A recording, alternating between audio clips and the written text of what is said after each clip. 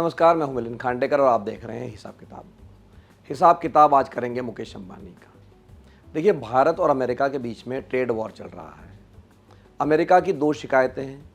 पहली शिकायत यह है कि भारत टैरिफ किंग है, यानी अमेरिका का जो सामान भारत में आता है उस पर भारत बहुत ज़्यादा टैरिफ लगाता है।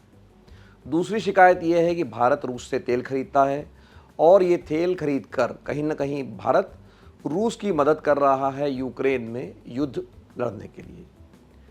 तो ये दो शिकायतों पर भारत का जवाब ये रहा है, विदेश मंत्री ने भी दोबारा ये बात कहा है कि भारत रूस से जो तेल खरीद रहा है या तेल खरीद रहा था वो अमेरिका के कहने पर खरीद रहा था, क्योंकि तब अमेरिका चाहता था कि भारत रूस से तेल खरीदेगा, सस्ता तेल यूरोप और अमेरिका में जाएगा तो उससे दुनिया में तेल की कीमतें बहुत ज़्यादा नहीं बढ़ेंगी, और हुआ भी ऐसा ही था।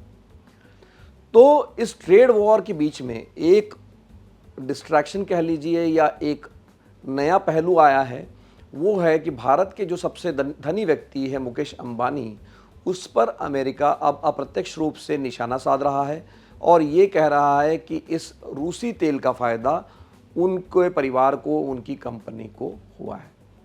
तो आज हिसाब किताब में यही समझेंगे कि अमेरिका के अधिकारी क्यों मुकेश अंबानी को निशाना बना रहे हैं। तो देखिए, दो अधिकारी है, एक है स्कॉट बेसेंट जो कि अमेरिका के ट्रेजरी सेक्रेटरी है, मतलब जैसे कि भारत के जो वित्त मंत्री होते हैं उसके बराबरी का दर्जा ट्रेजरी सेक्रेटरी का होता है अमेरिका में। और दूसरे है पीटर नवारो। पीटर नवारो जो है ट्रेड एडवाइज़र है राष्ट्रपति डोनाल्ड ट्रंप के।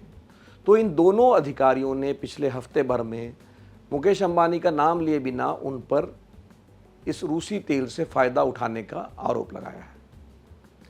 स्कॉट बेसेंट ने CNBC को जो एक इंटरव्यू दिया तो उन्होंने एक आंकड़ा पेश किया कि ये जो सस्ता रूसी तेल है ये भारत ने बेचकर $16 बिलियन का फ़ायदा उठाया है। $16 बिलियन होता है 1,32,000 करोड़ रुपया।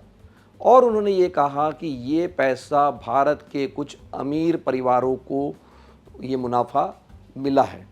सीधे तौर पे जो रिफाइनिंग का काम करते हैं, जो अमीर परिवार है, देश का बड़े अमीर परिवारों में से एक है, वो सीधे तौर पे मुकेश अंबानी की तरफ इशारा करते हैं।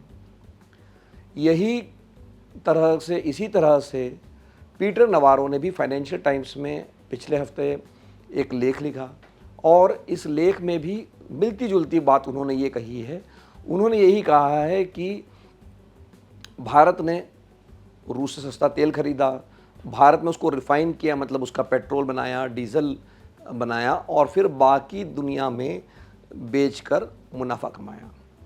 वो ये भी कहते हैं कि यूक्रेन का युद्ध शुरू होने से पहले भारत रूस से ना के बराबर 1-2% अपना तेल खरीदता था और अब वो आंकड़ा 35 से 40% की रेंज में चला गया है। मतलब भारत का कुल जो कच्चा तेल आता है उसका 35 से 40% रूस से आता है।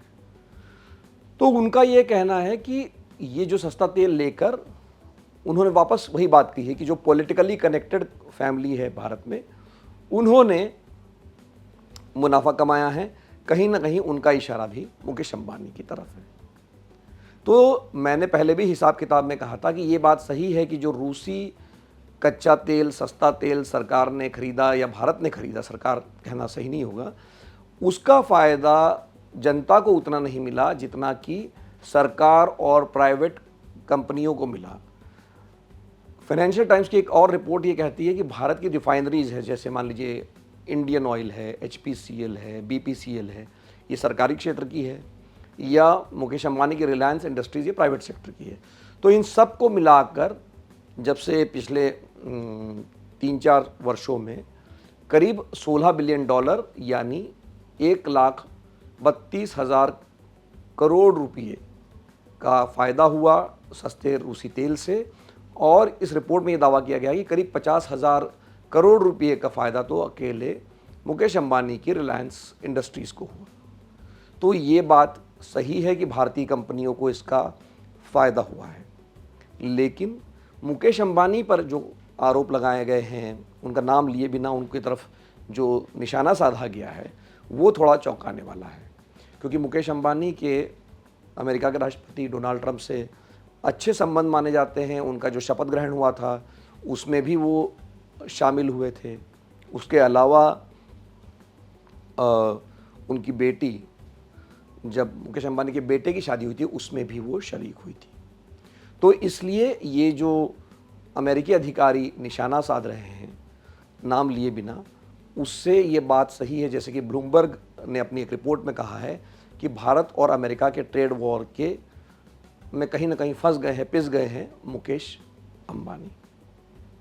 तो एक बात तो साफ है कि ये जो ट्रेड वॉर हो रहा है, इसमें जैसे कहते हैं कि everything is fair in love and वार, तो इस ट्रेड वॉर में ट्रंप या अमेरिका रिश्तों की भी परवाह नहीं कर रहे हैं और मुकेश अंबानी पर भी अब वो निशाना बनाने से नहीं चूक रहे हैं।